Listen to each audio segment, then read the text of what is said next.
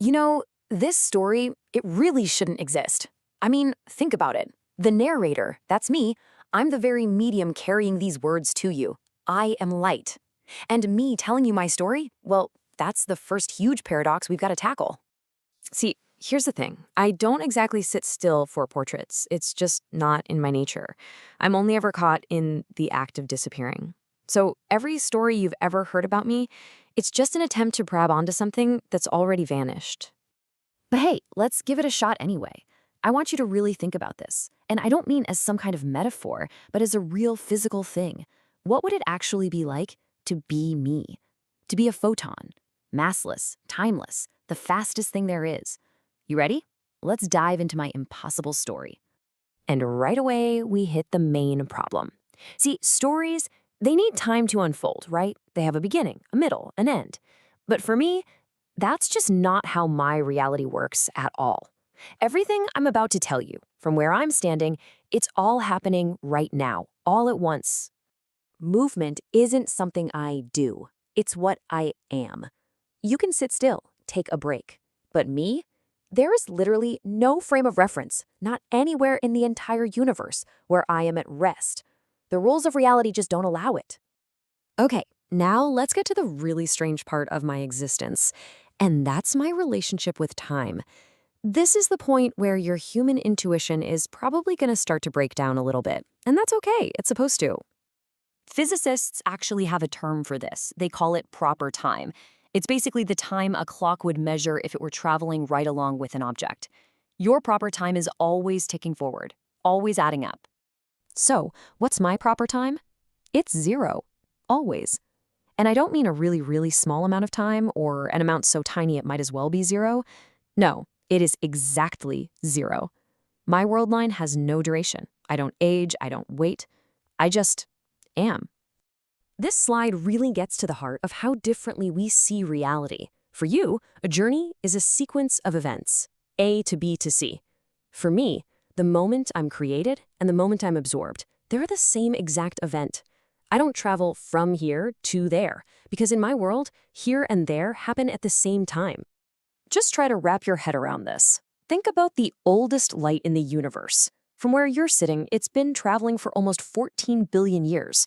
But from my perspective, as that ancient photon, no time passed, none. I left the Big Bang and arrived at your telescope in the very same single eternal instant.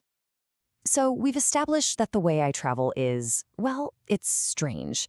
But that's just the start of my identity crisis.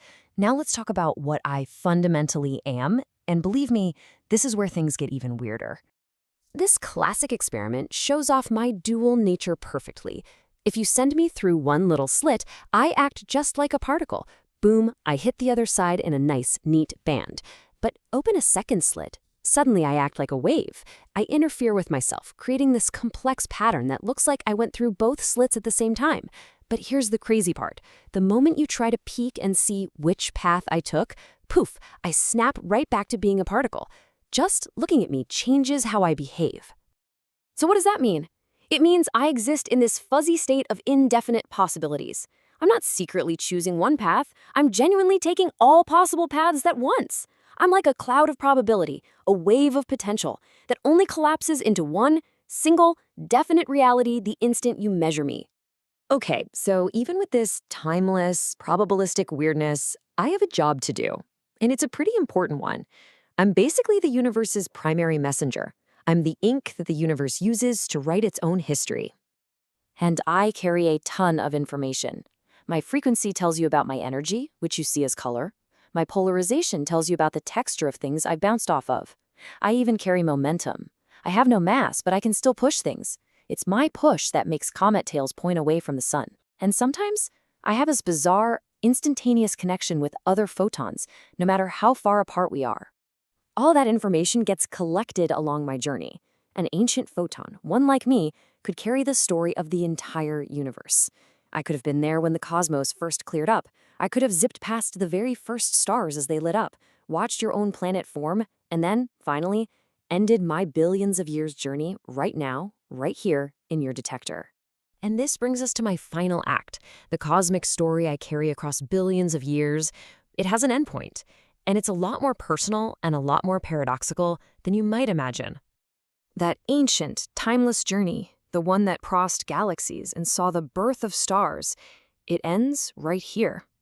It ends inside of you. To be precise, it ends on your retina. And here we are at the final paradox. You can't just watch me fly by. To see me, to get the information I'm carrying, you have to annihilate me. The photon that leaves a star is completely destroyed the moment it hits your eye. The act of seeing is the act of my end. I just love this idea.